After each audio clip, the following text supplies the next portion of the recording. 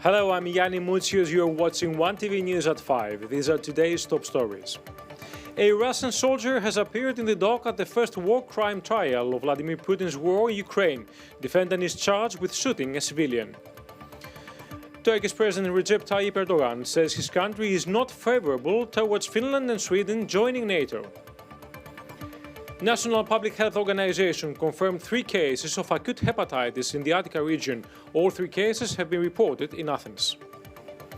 A car crashed into a shopping mall in Athens, causing multiple damages. Driver says he was God sent.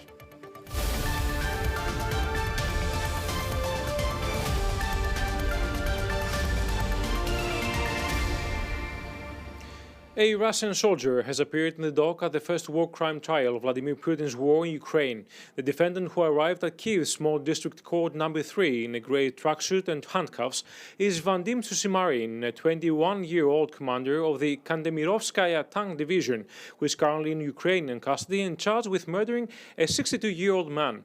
This was a preliminary hearing, and the first date for trial has been set for 18th of May. Susimarin's lawyer said his client had confessed to the killing of the victim, but that he had not yet discussed whether he would plead guilty. Susimarin spoke briefly to confirm his name and that he understood the charges against him. It is alleged that Susimarin, a sergeant, had been fighting in the Sumy region in northeast Ukraine when he killed a civilian on 28 February in the village of Chupalkivka. He is accused of shooting at a civilian car after his convoy of military vehicles had come under attack from Ukrainian forces. He then drove the car away with 4 other soldiers as he sought to free Ukrainian fighters. Susimarin shot dead the unarmed man who was on a bicycle and talking on his phone after being ordered to kill a civilian so he would not report them to Ukrainian defenders, according to prosecutors.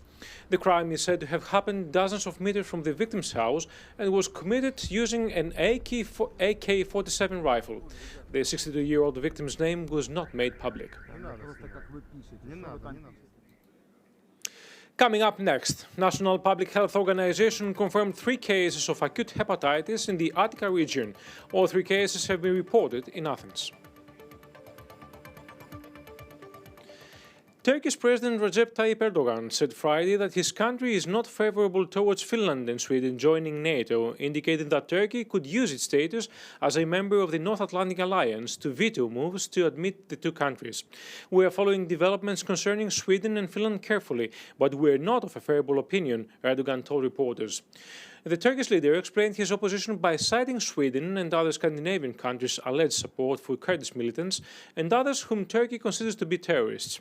He also accused Greece, a NATO ally, of using the alliance against Turkey, saying that Ankara did not want a repeat of that mistake. Meanwhile, a report by the Swedish government on the changed security environment facing the Nordic country after Russia's invasion of Ukraine says Moscow would react negatively to Sweden joining NATO and launch several countermeasures. More to come on today's program. Elon Musk has said his $44 billion takeover of Twitter is temporarily on hold. Twitter's shares plunges to $38. National Public Health Organization confirmed the cases of acute hepatitis in 3 kids in the Attica region. All 3 cases have been reported in Athens. 2 of the kids with acute hepatitis, aged 14 months old and 10 years old equally, reported pain on the abdomen and vomiting, as well as fever, whereas medical tests showed increased hepatic enzymes values. The 3rd case, reported on an 18-month-old kid, reported no symptoms, though the hepatic enzymes values were tested high. 2 out of the 3 kids were briefly hospitalized.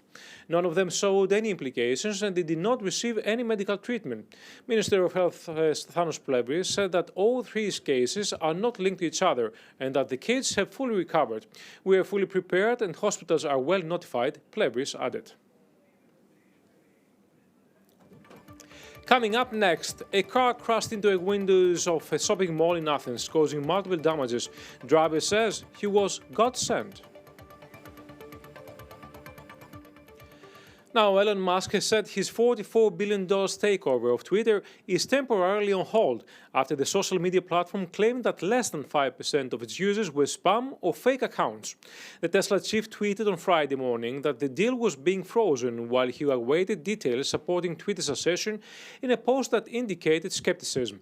Musk announced the move alongside a link to a Reuters article published on 2nd of May that referred to a filing with the United States financial regulator in which Twitter claimed that false or spam accounts represented less than 5% of its daily average users. Musk has agreed to pay a $1 billion break fee to Twitter if he walks away from the deal. The news sent Twitter shares down about 15% in pre-market trading to $38.21 on concerns that the deal could collapse. The agreed takeover values Twitter at $54 per share.